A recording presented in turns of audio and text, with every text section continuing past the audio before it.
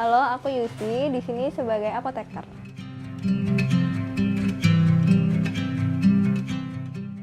Tugasnya apoteker, kalau di apotek sendiri itu mulai dari pengadaan obat, jadi kita berinteraksi sama sales, terus habis itu pelayanan juga, terus kalau misalkan ada resep ya kita meracik, terus kalau misalkan untuk meracik sendiri, meracik itu banyak ya, bentuk obatnya kan banyak, ada yang sirup, ada puyer, terus ada kapsul, kayak gitu, terus juga kadang resep obat buat hewan juga ada masuk ke apotek, kayak gitu. Obat-obat yang diracik itu biasanya obat-obat untuk anak, terus obat-obat untuk hewan, tapi kebanyakan juga tugasnya dibantu sama asisten apoteker sih, terutama yang meraciknya kayak gitu. Jadi apoteker lebih kayak ke pelayanan langsung ke pasien sama manajerial pengadaan obat. Sebenarnya intinya kerjanya per shift itu dia ngelit shift tersebut gitu, jadi dia manage shift tersebut, ya mulai dari tadi pengadaan barang, terus habis itu dia juga memegang penuh kontrol terhadap pelayanan. Jadi asisten apoteker cuma kayak lebih kebantuin, terus kayak mungkin pemilihan obat juga lebih diserahkan kepada apoteker kayak gitu.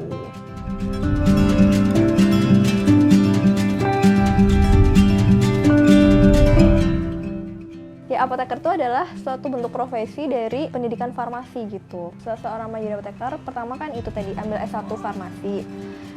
Itu sekitar kurang lebih 4 tahun kan, sampai 5 tahun. Kemudian dia harus mengambil pendidikan profesi apoteker 1 tahun. Selama 1 tahun baru dia jadi apoteker.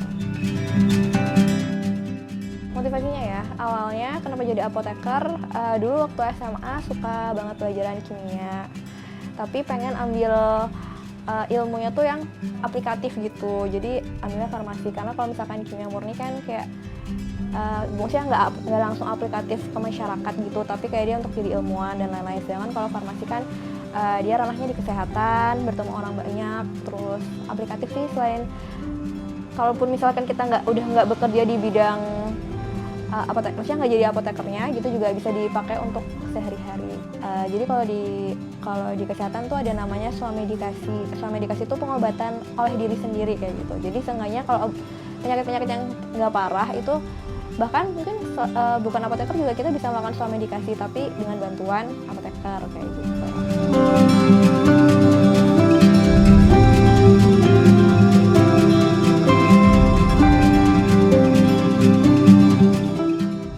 Obat tuh macam-macam ya, ada kapsul, tablet, terus ada sirup, ada juga suppositoria. Suppositoria itu yang dimasukin ke dubur gitu. Kenapa beda-beda?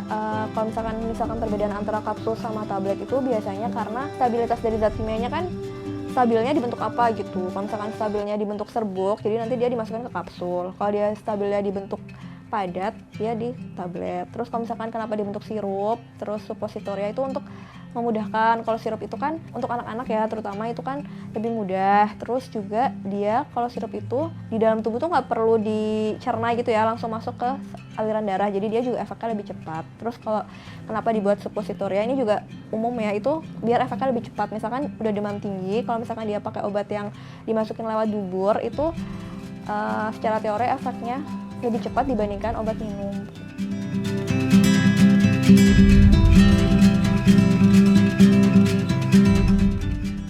Obat itu ada 5 golongan, ada obat bebas terbatas, obat keras, narkotik, sama psikotropik. Apoteker itu bisa ngasih saran kepada pasien obat bebas terbatas tanpa resep. Nah, untuk obat keras, psikotropik, dan narkotik, itu mereka harus menerima resep dari dokter. Apoteker nggak boleh diagnosa, yaitu bolehnya hanya memberi saran pengobatan, tapi untuk obat-obat tadi, obat bebas terbatas, itu biasanya penyakit-penyakit ringan, cuma kayak demam, batuk, pilek, kayak gitu, diare. Dan intinya itu untuk bukan menyembuhkan penyakit ya, tapi mengurangi gejala. Kalau gejala itu kan untuk diagnosa. Jadi kalau dokter itu kan dari gejala-gejala tersebut dokter bisa diagnosa. Kalau apoteker dia nggak bisa diagnosa, dia cuma mengurangi gejala aja.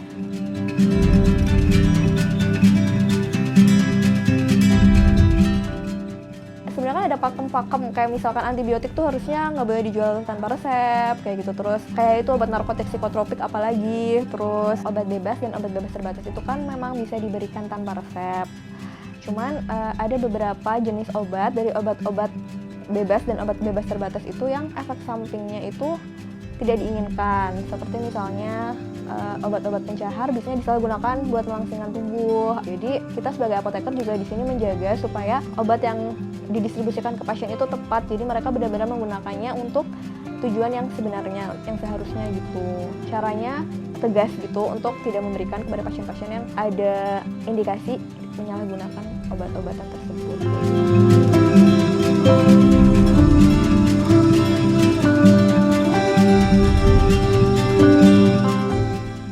Sukanya karena bisa berinteraksi sama orang banyak, terus bisa membantu mereka juga mengurangi beberapa gejala penyakit atau seenggaknya kayak ngasih rekomendasi vitamin atau terapi-terapi untuk kesehatan gitulah. Sukanya itu bisa berinteraksi sama banyak orang, terus bisa membantu mereka.